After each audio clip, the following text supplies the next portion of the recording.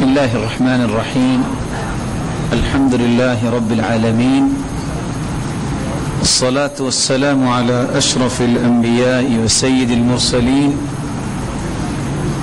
وعلى آله وصحبه ومن سار على نهجه القويم، أما بعد، فأعوذ بالله من الشيطان الرجيم. ويؤثرون على أنفسهم ولو كان بهم خصاصة ومن يوق شح نفسه فأولئك هم المفلحون. میرے انتہائی قابل قدر بزرگوں اور بھائیوں، اللہ مالک الملک نے پوری کائنات کے سرتاج محمد مصطفیٰ صلی اللہ علیہ وآلہ وسلم کو بنایا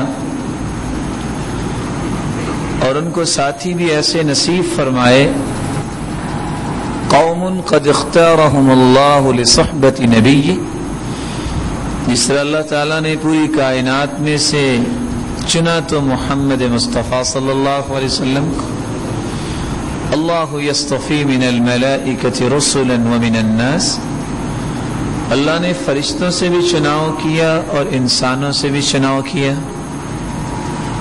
بقیہ انسانیت میں سے جس قوم کو اللہ تعالیٰ نے چن لیا اپنے پیغمبر کی صحبت کے لیے، وہ پوری کائنات سے اعلیٰ ہے.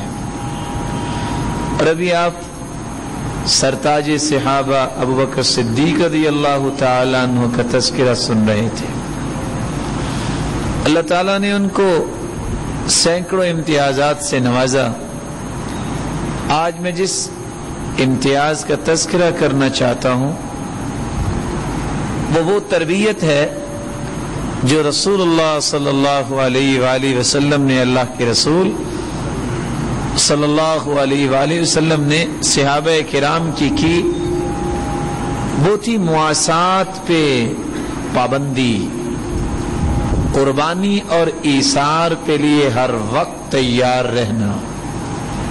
وہ وقت کی قربانی ہو، وہ مال کی قربانی ہو، وہ خواہشات کی قربانی ہو، صحابہ کرام ہر وقت تیار رہتے ہیں. قرآن نے اسی لیے وصف بیان کیا ہے، وَيُؤْثِرُونَ عَلَىٰ أَنفُسِهِمْ وَلَوْ كَانَ بِهِمْ خَصَاصَةٌ، اگر ان کی اپنی ضروریات بھی ہوتی تو دوسروں کو ترجیح دیتے. وَلَوْ كَانَ بِهِمْ خَصَاصَةٌ وَمَنْ يُوقَ شُحَّ نَفْسِهِ فَأُولَٰئِكَ هُمُ الْمُفْلِحُونَ. ان کی کامیابی کا راز یہ تھا، سخت ضرورت اور حاجت کے باوجود بھی ایثار اور قربانی کو نہیں چھوڑا کرتے تھے. آج ہماری گفتگو کا محور ہے مواسات کیا ہے اور اس کی قسمیں کون سی ہیں، اور مواسات کرنے والے کو دنیا اور آخرت میں کیا ملے گا. مواسات یہ آسا یواسی مواسات سے ہے، جس کا مطلب ہے ہمدردی کرنا. کیا مطلب ہے؟ ہمدردی کرنا. جس کا مطلب ہے کسی کو تسلی دینا، کسی کے ساتھ مالی معاونت کرنا. ابن مسکوہ بیان کرتے ہیں، معاونت الاصدقاء والمستحقین ومشارکتهم فی الاموال والاوقات. مواسات کا مطلب یہ ہے اپنے دوست احباب اور تعلق والوں کی معاونت کرنا، مدد کرنا، ان کے ساتھ ہمدردی کرنا. اسی طرح مستحقین جو ہیں ان کے ساتھ مالی معاونت کرنا، ان کے ساتھ خیر خواہی اور ہمدردی کے پہلو کو غالب رکھنا. ومشارکتهم فی الاموال والاقوات، اور ان کو بھی اپنے مالوں میں شریک رکھنا. مزید وضاحت کرتے ہوئے ابن منظور فرماتے ہیں، المشارکۃ والمساہمہ فی المعاش والرزق. ایک مومن کی تربیت یہ تھی کہ میرے پاس جو رزق ہے کھانے کے لیے وہ میرے اکیلے کا نہیں، اس میں دوسرے مسلمان بھی شریک ہیں، اور میرے پاس جو معیشت ہے وہ بھی میرے اکیلے کی نہیں ہے، ہر ضرورت مند کا اس میں حصہ موجود ہے. اور اسی بات کو ابن حجر اسقلانی رحمۃ اللہ علیہ نے کچھ اس انداز سے بیان کیا ہے: ان يجعل صاحب المال يده ويد صاحبه في ماله سواء.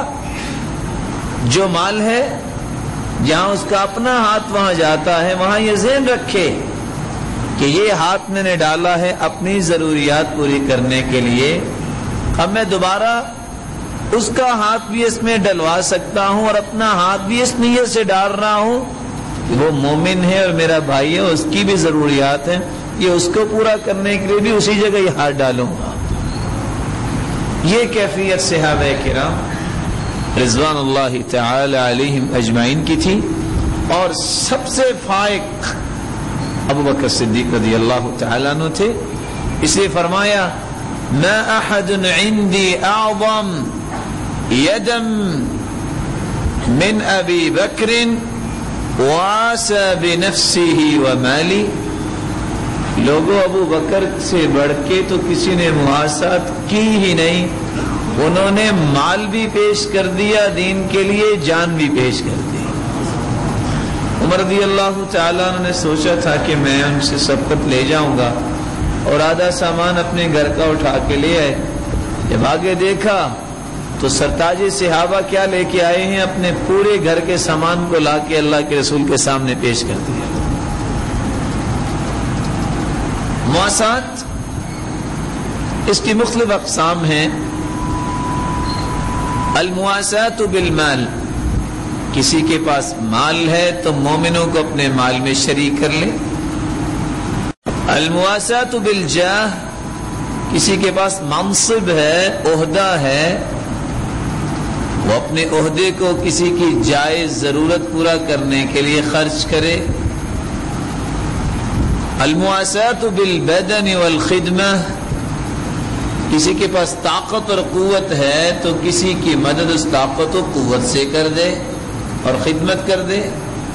رسول اللہ صلی اللہ علیہ وآلہ وسلم مال سے بھی مواسات کرتے اور اپنے جاہ و منصب سے بھی مواسات کرتے، اور بوڑھی عورتوں کی گٹھریاں بھی اٹھائیں کہ نہیں اٹھائیں، خدمت بھی کی. صحیح بخاری کی روایت بتاتی ہے: کان فی مہنت اہلی ای فی خدمت اہلی. گھر والے تو خدمت کیا ہی کرتے تھے، عائشہ فرماتی ہیں ایسے لگتا وہ ہماری خدمت کر رہے ہیں. المواسات بالنصیحہ، کسی کے پاس مال بھی نہیں ہے، منصب بھی نہیں ہے، اچھی نصیحت بھی بہت بڑی ہمدردی ہے، کسی کو پیاری سی نصیحت بھی کر دی جائے کہ اس کی جنت کی راہ سیدھی ہو جائے. المواسات بالدعاء والاستغفار، نہیں کر سکتا، کچھ پڑھا لکھا نہیں ہے، دعا تو کر سکتا ہے. دعوت المرء المسلم بظهر الغیب مستجابہ عند رأسه ملك موکل كلما دعا لأخيه قال الملك الموکل به آمین ولک بمثل. جب بندہ مومن کسی کے لیے دعا کرتا ہے تو اللہ کی طرف سے ایک فرشتہ نازل ہوتا ہے، وہ کہتا ہے مالک الملک اس کی دعا کو قبول فرما جو اپنے بھائی کے لیے کر رہا ہے، اور جو اپنے بھائی کے لیے کر رہا ہے اس کو بھی عطا فرما دے. یہ اپنے بھائی کے لیے دعا کرتا اور اس کے لیے نورانی فرشتہ دعا کرتا ہے. الدعاء والاستغفار. المواسات بالتوجع لهم، ہمدردی اور خیر خواہی کا یہ بھی پہلو ہے. کوئی اگر کچھ بھی نہیں کر سکتا تو مسلمانوں کے دکھ کو اپنا دکھ تو سمجھ سکتا ہے. سفیان کہا کرتے مسلمانوں کی حالت ازار کو دیکھتے حالت یہ ہو جاتی غم سے کہ ہم پیشاب کرنے بیٹھتے تو خون آتا. اس انداز سے مسلمانوں کی فکر رکھنا کہ مسلمانوں کو اس وقت کس چیز کی ضرورت ہے؟ سب سے بڑی مسلمانوں کو ضرورت اس وقت یہ ہے کہ ان کی ڈائریکشن درست کی جائے، ان کو جنت کی کامیابی کی راہوں سے آگاہ کیا جائے۔ سب سے بڑی خیر خواہی اور ہمدردی یہ کہ برائیوں سے، شرک و بدعت سے، خرافات اور خزعبلات سے ان کو روکا جائے اور ان کو صحیح راہ دی جائے، اس سے بڑی کوئی ہمدردی نہیں ہے۔ رسول اللہ صلی اللہ علیہ وآلہ وسلم کا بھی امتیاز یہ تھا کہ جتنے وہ مواسات کرتے تھے اتنا دنیا میں کوئی مواسات اور ہمدردی کرنے والا آیا ہی کوئی نہیں۔ حالت یہ ہے صحابہ کرام اور سلف کی، بشر الحافی سخت سردی کا دن ہے اور اپنا لباس بھی انہوں نے اس حالت میں کسی کے سپرد کر دیا، کسی کی ضرورت پوری ہو جائے، اور پھر کیا ہوا؟ وَهُوَ يَنْتَفِضُ، کانپ رہے ہیں۔ کسی نے پوچھا اے بشر الحافی یہ کیا؟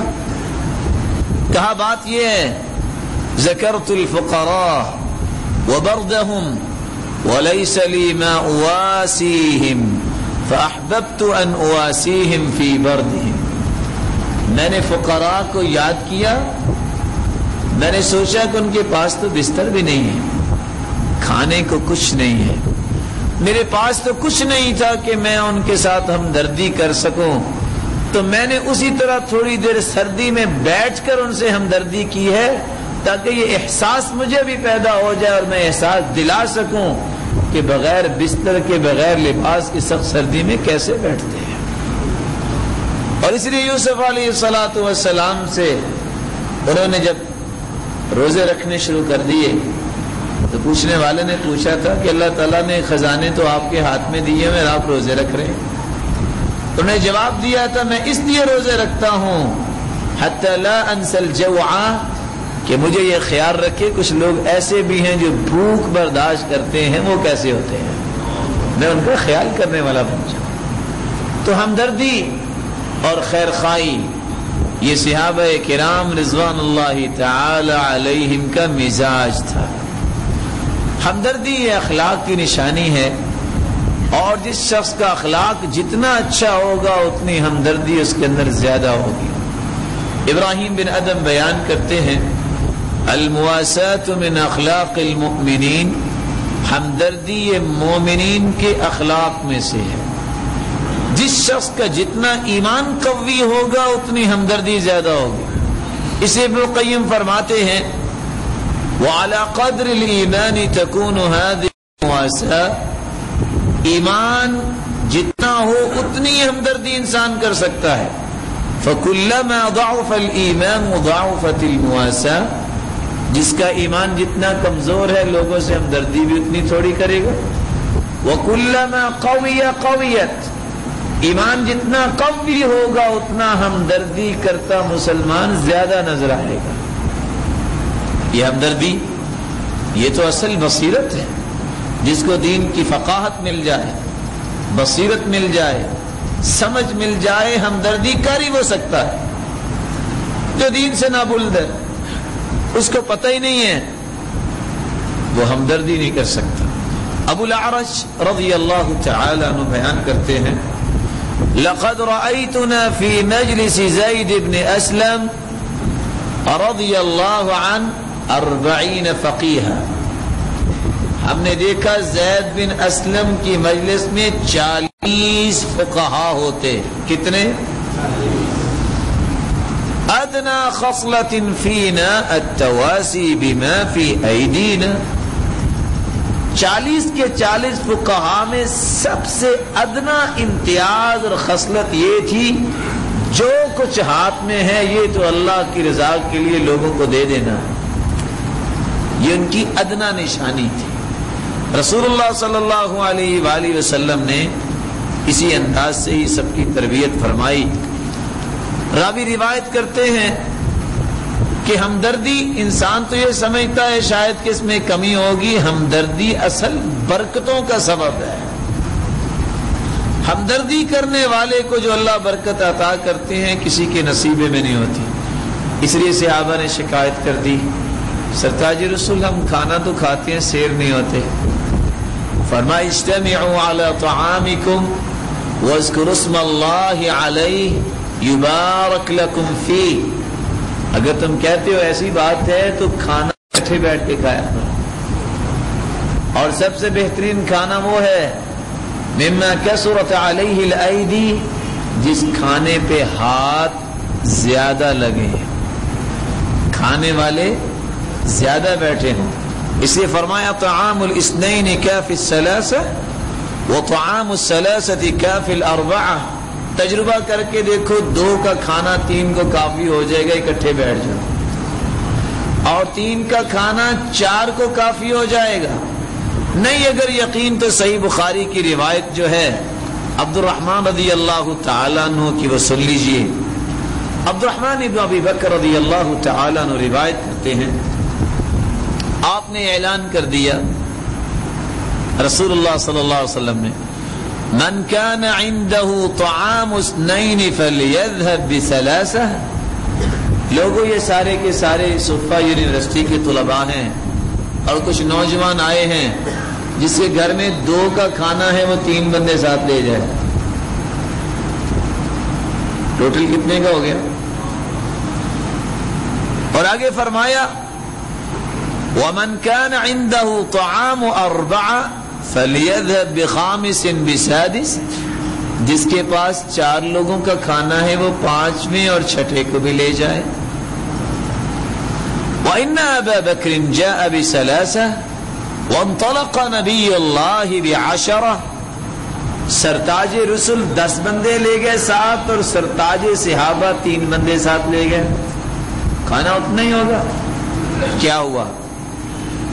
گھر والی کو کہا کہ مہمانوں کو کھانا کھلانا ہے، میں رسول اللہ صلی اللہ علیہ وسلم کے ساتھ کھانا کھاؤں گا۔ ابوبکر صدیق رضی اللہ تعالیٰ عنہ نے کھانا اللہ کے رسول کے ساتھ بیٹھ کے کھا لیا۔ جب گھر پہنچے تو مہمان بیٹھے ہوئے ہیں، کہا مہمانوں کو کھانا کیوں نہیں دیا؟ کہا آپ کا بیٹا آیا ہی نہیں ہے تو میں کیسے جاتی کھانا دینے؟ کہا آئی نہ خنسا، یہ کہاں گیا؟ اس نکمے کو بلاؤ ذرا میرے پاس۔ وجدع وسب، برا بلا کہا، جلدی سے کھانا لے کے آئے۔ حالت یہ ہے کہ اس ایثار اور ہمدردی کی وجہ سے اللہ مالک الملک نے دکھایا کیا۔ صحابی کہتے ہیں کہ ہم نے کھانا جب شروع کیا، ما كنا نأخذ من لقمة الا ربا من اسفلها اکثر منها حتى شبعنا، ہم ایک لقمہ اٹھاتے، وہ اٹھا کے منہ میں ڈالتے تو نیچے دیکھتے 2 لقمے اور پڑے ہوتے، ہم سیر ہو گئے، کھانا واپس آ گیا۔ ابوبکر صدیق رضی اللہ تعالیٰ نے جب دیکھا کہ کھانا بچ کے آ گیا، یہ کیسے؟ فرمایا یا اخت بنی فراس ما ھذا، یہ کیا ہوا؟ مہمانوں نے بھی سیر ہو کے کھا لیا اور کھانا بچ کے بھی آ گیا۔ وہ فرمانے لگی لا وقرۃ عینی، مجھے نہیں پتا، میری آنکھوں کی ٹھنڈک جو ہے رسول اللہ صلی اللہ علیہ وآلہ وسلم، لہی الآن اکثر منها قبل ذلك بثلاث مرار، اللہ کے رسول صلی اللہ علیہ وسلم نے جو بات کی تھی اس کو ماننے کی وجہ سے یہ برکت آ گئی، اور جتنا کھانا پہلے تھا 3 گنے اس سے زیادہ ہو گیا ہے۔ صحابی کیا کہتے ہیں؟ ثم حمل الى رسول اللہ صلی اللہ علیہ وسلم، کتنے بندوں کا کھانا تھا؟ 3 بندوں کا کھانا، مہمانوں نے بھی کھا لیا، پھر اللہ کے رسول صلی اللہ علیہ وسلم کے صحابی ابو بکر نے بھی کھا لیا، پھر وہ کھانا اٹھا کے رسول اللہ صلی اللہ علیہ وسلم کے پاس چلے گئے۔ وَكَانَ بَيْنَنَا وَبَيْنَ قَوْمٍ عَقْدٌ، ایک ایسی قوم آئی ہوئی تھی جس کے درمیان کو صلح تھی، کو عقد تھا۔ رسول اللہ صلی اللہ علیہ وسلم کے پاس آنے والے یہ لوگ، فَعَرَّفْنَا 12 رَجُلًا مَعَ كُلِّ رَجُلٍ نَاسٌ اللَّهُ أَعْلَمُ كَمْ مَعَ كُلِّ رَجُلٍ، 12 چودھری آئے ہوئے تھے، عریف ذمہ دار، اور اللہ ہی جانتا ہے کہ ہر بندے کے ساتھ لوگ کتنے تھے، اپنی اپنی پارٹی کو لے کے۔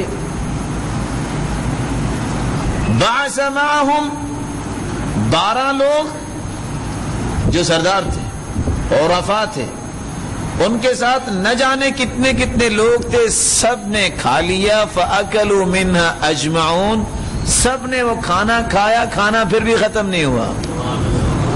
صحیح مسلم کی 2057 نمبر بار بار پڑھیے.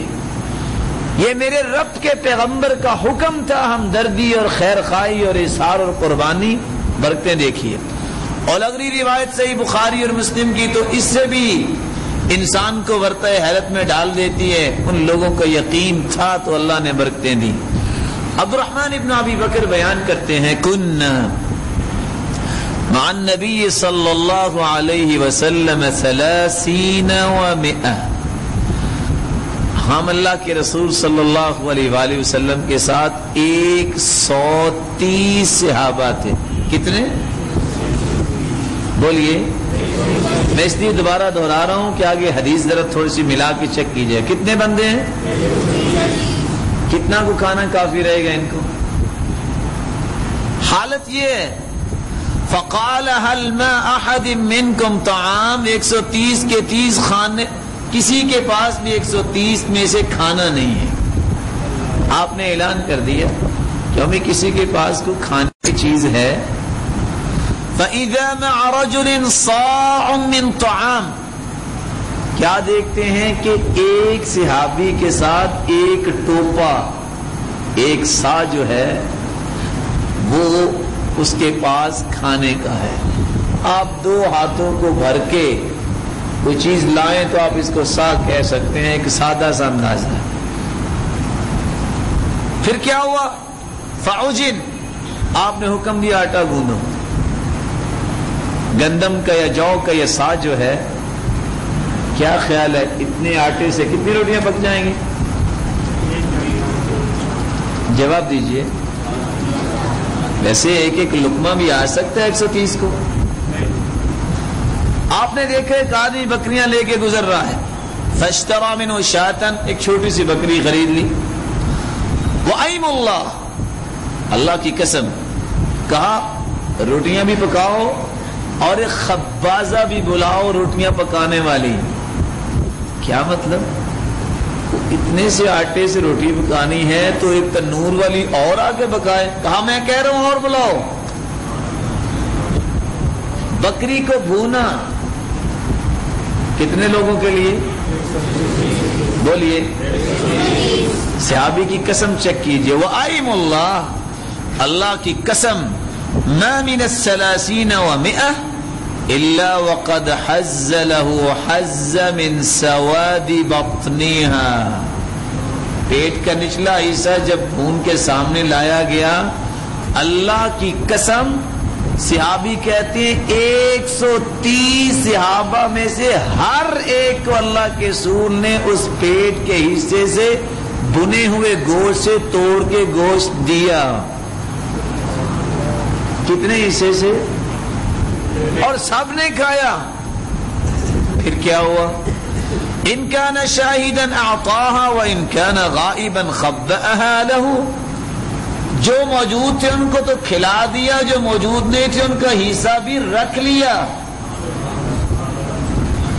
ثم جعل فيها قصعتين، 130 کے 30 سیر ہو گئے.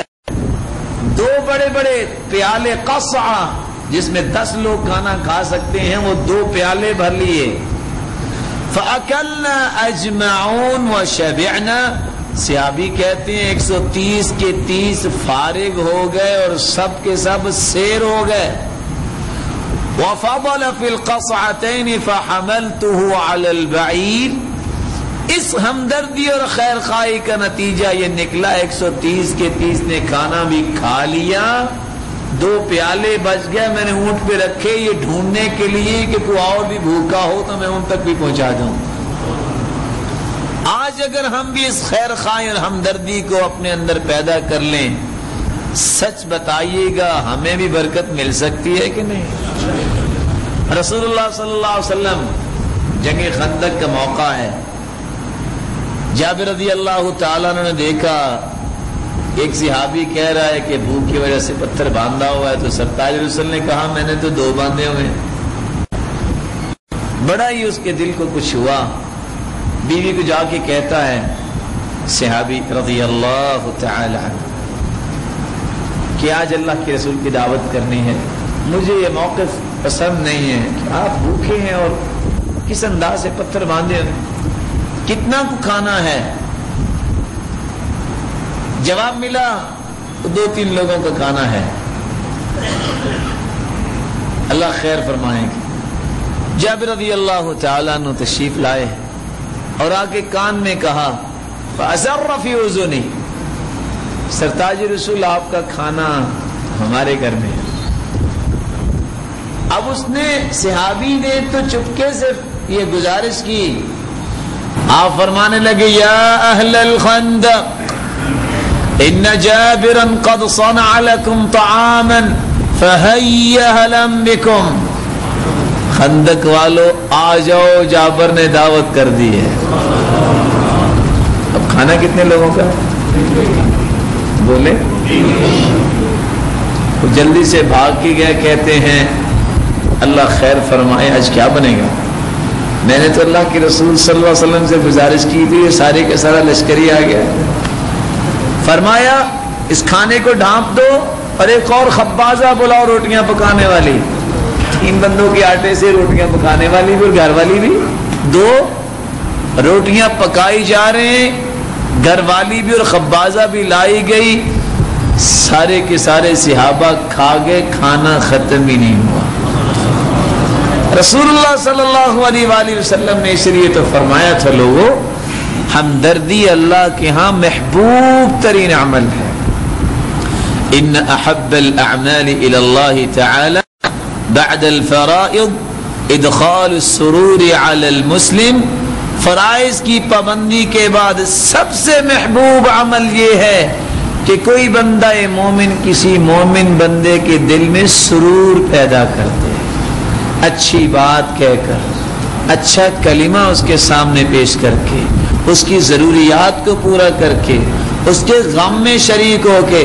سرتاج رسول صلی اللہ علیہ وآلہ وسلم نے یہ کر کے دکھایا. اور وہ کلمہ جو خدیجہ رضی اللہ تعالی عنہا نے ان کے بارے میں کہا تھا, اور کلمہ میں بعد میں بیان کروں گا, یہ 5ویں بات یاد رکھیے گا, یہ ہمدردی ہی ہے جس کی وجہ سے اللہ تعالیٰ دنیا میں بھی انسان کو دعائیں دلواتے ہیں, اس کی تعریفیں کرواتے ہیں, اور اخروی تعریفوں کا بھی اللہ تعالیٰ اس کو مستحق بناتے ہیں. کیسے مستحق بناتے ہیں؟ عائشہ رضی اللہ تعالی عنہ سے مروی ہے کان النبی صلی اللہ علیہ وسلم اذا ذکر خدیجة اثنى علیها فاحسن الثناء. جب بھی خدیجہ رضی اللہ تعالی عنہ کا تذکرہ فرماتے سرتاج رسول تو خوب تعریف کرتے. قالت فغرت یوما, عائشہ رضی اللہ تعالی عنہ فرماتی ہے مجھے بڑی غیرت آئی. میں نے کہا سرتاج رسول ما اکثر ما تذکرها حمراء الشدق قد ابدلك اللہ عز وجل بها خیرا منها. آپ ہر وقت خدیجہ کی تذکرہ کرتے ہیں, اللہ تعالیٰ نے آپ کو اس سے اچھی بیویاں دے بھی دی, پھر بھی اس کا ہی تذکرہ کرتے ہیں.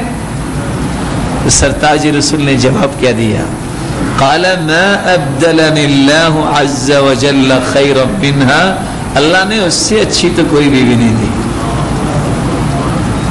قد آمنت بی اذ کفر بی الناس, جب سارے لوگ کہہ رہے تھے یہ ہم نہیں مانتے اس کو, تو مجھ پہ ایمان لانے والی پہلی عورت کون سی تھی؟ خدیجہ تھی. وصدقتنی اذ کذبنی الناس, لوگ مجھے جھٹلا رہے تھے, میری باتوں کی تصدیق کرنے والی کون تھی؟ کہا یہ تو اور بھی تھے لوگ جو آپ کی تصدیق کرتے تھے, اور بھی لوگ تھے جو مومن ہوئے. فرمایا وواستنی بمالھا اذ حرمنی الناس, جب سارے لوگوں نے مجھے مال سے محروم کیا تو میرے اوپر مال نشاور کس نے کیا تھا؟ خدیجہ رضی اللہ. یہ بھی امتیاز کسی کو ملا.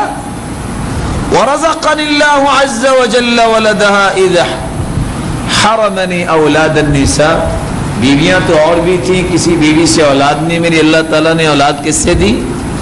ہی وزیرۃ صدقین، میں میری بڑی سچی وزیرہ تھی، وہ میری وزیر تھی اور وزارت کا حق ادا کیا۔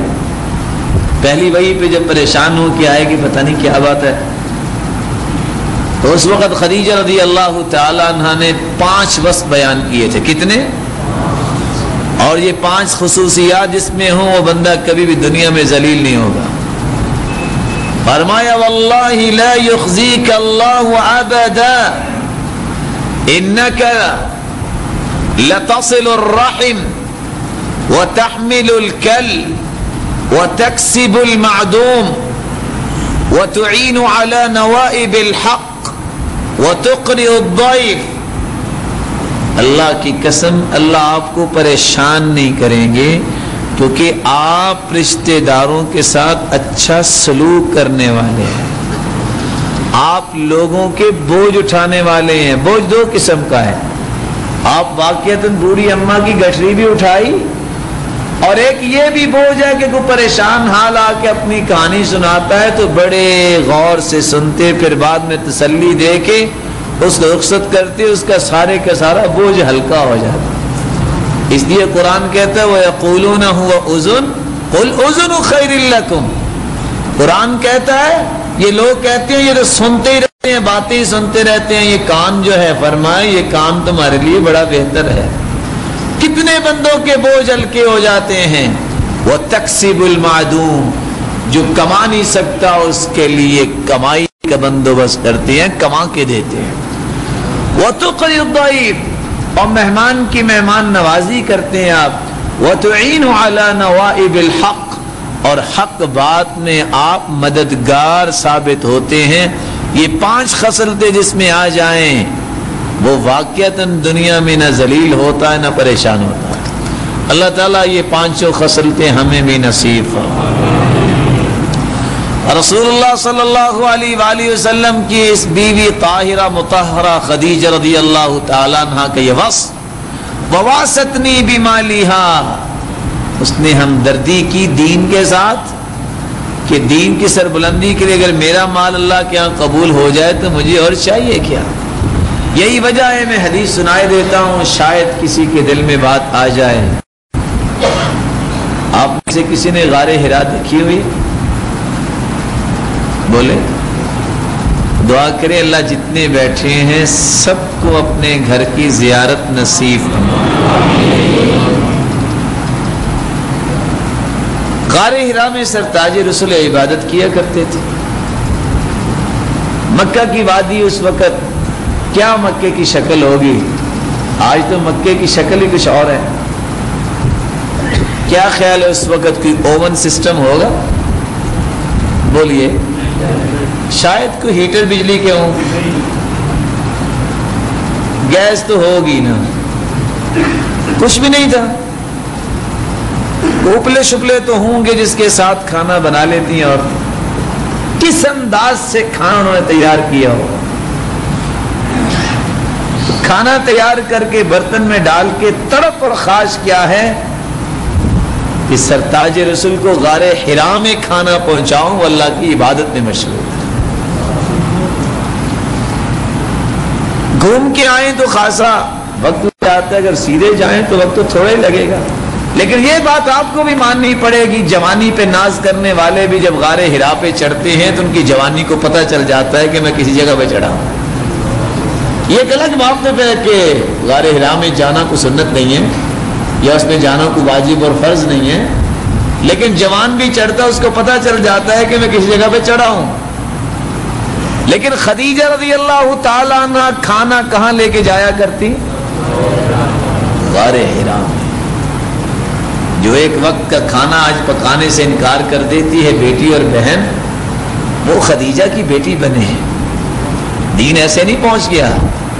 اور اگلی بات جو خوبصورت سننے والی ہے، یہ تو پیدل ہی گئی تھی نا۔ اللہ سبحانہ و تعالیٰ نے جب دیکھا کہ میری بندی نے یہ کام کیا ہے تو آسمانوں سے سرتاج ملائک کو جبریل کو بھیج دیا یہ ابھی غار حرا میں پہنچی نہیں ہے، ہواؤں اور فضاؤں میں تیرتے ہوئے جبریل امین غار حرا میں پہلے پہنچ گئے اور جا کے بتا رہے ہیں۔ یہاں حدیث کو مکمل کرتے وقت دو پہلو اور پیش کر دوں۔ کبھی آپ پہاڑ پہ چڑھیں، آپ جانتے ہیں کہ پہاڑ پہ چڑھنے والے کا سر بھی چکراتا ہے، اور زیادہ اونچائی پہ چلے جائیں تو یوں محسوس ہوتا ہے جیسے بہت سارا شور ہو رہا ہے۔ کوئی محسوس ہوا آپ کو؟ جبریل امین تشریف لائے اور آ کے کہتے ہیں یا محمد صلی اللہ علیہ وسلم ان خدیجہ قد اتتک، تیری بیوی خدیجہ تیرے پاس آ رہی ہیں، معها اناء فیہ ادام، ایک برتن پکڑا ہوا ہے، چلو آج کی زبان میں ہاٹ پاٹ کہہ دو، اس میں کھانا ہے۔ جب وہ آ جائے تو پہلی بات یہ ہے فقر علیہ السلام من ربیہا، اس کو کہنا تیرا رب تجھے سلام کہتا ہے، تیرا رب تجھے سلام کہتا ہے۔ اس بات کو چیک کیجئے، چھوٹی بات نہیں ہے کہ اللہ مالک الملک خالق و مالک ہے اور وہ سلام کہہ رہے ہیں۔ اور اس کی دوسری بات وَمِنِّي، اور اپنے رب کے سلام کے بعد کہنا سرتاج ملائک جبریل بھی تجھے سلام کہتا ہے۔ اور تیسری بات وَبَشِّرْهَا بِبَيْتٍ فِي الْجَنَّةِ مِنْ قَصَبٍ لَا نَصَبَ فِيهِ وَلَا، جب آ جائے تو تیسری خوشخبری یہ دے دینا اللہ نے تیرا جنت میں گھر بنا دیا ہے جس میں نہ سر درد ہوگی، نہ تھکاوٹ ہوگی، نہ شور ہوگا، اور وہ جنت میں تیرا گھر تیار ہوگا۔ میں ایک لمحے کے لیے یہاں رکنا چاہوں گا، شاید کہ رکنے میں اللہ تعالیٰ برکت ڈال دے۔ آج ایک نیک بیوی، بیٹی اور بہن اگر اس نظریے سے کھانا پکا کے پانچوں نمازیں پڑھنے والا اس کا خامد آفس میں جاتا ہے، اس کو بر وقت دے دے، کیا اس کو بھی کوئی خوشخبری مل سکتی ہے کہ نہیں؟ وہ بھی اس کے نیک عمل میں شریک ہو سکتی ہے کہ نہیں؟ ہو سکتی ہے۔ یہ وہ ہمدردی اور خیر خواہی ہے جس کی بنیادوں پہ اتنی بڑی نویدیں اللہ مالک الملک نے اپنے پیغمبر کی زبان سے سنا دی تھی۔ تو بات یہ کر رہے تھے ہمدردی سے ہی اللہ سبحانہ و تعالی دنیا میں بھی دعائیں دلواتے ہیں اور آخرت میں بھی وہ تعریف کا بندہ مستحق بن جاتا ہے۔ مقداد رضی اللہ تعالیٰ عنہ کا قصہ بھی بڑا ہی عجیب قصہ ہے، اتنا خوبصورت قصہ اور میرے اور آپ کے لیے اتنا پیارا درس ہے اس میں۔ مقداد رضی اللہ تعالیٰ عنہ فرماتے ہیں اقبلت انا وصاحبان لی، میں اور میرے دو ساتھی اللہ کے رسول صلی اللہ علیہ وسلم کے پاس آئے، وقد ذهبت اسماعنا وابصارنا من الجهد، اتنی بھوک کہ نہ ہمیں کوئی چیز نظر آتی تھی نہ سنائی دیتی تھی۔ جب وہاں تشریف لائے رسول اللہ صلی اللہ علیہ وآلہ وسلم کی ہمدردی دیکھیے، فرماتے ہیں فَأَتَيْنَا النَّبِيَّ صلی اللہ علیہ وسلم فَانْطَلَقَ بِنَا إِلَىٰ أَهْلِهِ، آپ ہمیں کسی رشتہ دار کے پاس لے گئے۔ فَإِذَا ثَلَاثَةُ عَنُزٍ، تین جانور دودھ دینے والے، انہوں نے حوالے کر دی، کہا ایک ایک بانٹ لو، صبح و شام اس کا دودھ پی لینا۔ فقال النبی صلی اللہ علیہ وسلم احتلبوا هذا اللبن بیننا فکننا نحتلب فیشرب كل انسان منا نصیبہ ونرفع للنبی نصیبہ، ہر بندہ اپنے جانور کا دودھ جو ہے وہ دھوتا اور صبح و شام پی لیتا، اور رسول اللہ صلی اللہ علیہ وسلم کے جو حصے والا جانور تھا دودھ دینے والا، اس کا دودھ ایک پیالے میں رکھ دیا جاتا۔ مقداد کہتے ہیں ایک دفعہ ایسا ہوا، رات کی تاریکی تھی، سرتاج رسول کسی انصاری کے پاس گیا کو دین کی بات بتانے، ہو گیا فَأَتَانِ الشَّيْطَانُ ذَاتَ لَيْلَةٍ، شیطان نے ایسا غصہ مجھے ڈالا، وَقَدْ شَرِبْتُ نَصِيبِي، میں دودھ تو پی چکا تھا. فقال محمد يأتي الأنصار فيتحفونه ويصيب عندهم ما به حاجة إلى هذه الجرعة. اللہ کے رسول صلی اللہ علیہ وسلم انصار کے پاس گئے ہیں, کسی نے کچھ پلا ہی دیا ہوگا, اب ان کو کیا ضرورت ہے یہ دودھ آج میں نہ پی لوں. پھر دل کہتا نہیں نہیں ایسا کام نہیں کرنا, اللہ کے رسول کا حصہ ہے, یہ نہیں کرنا.